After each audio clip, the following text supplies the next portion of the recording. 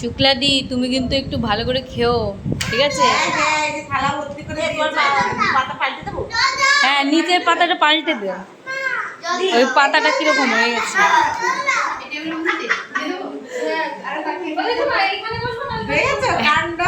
আমাদের বলবা, ঠিক আছে? তোমার মা খেতে বসছে না নাকি?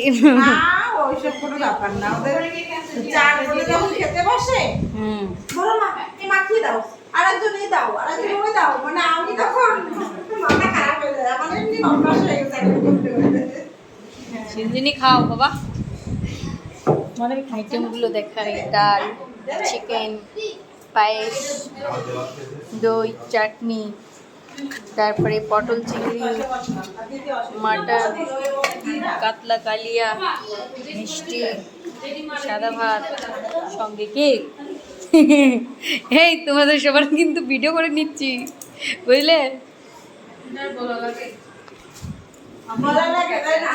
হ্যাঁ, যা বলে সব চুপচাপ মেনে নিচ্ছি, বুঝেছো?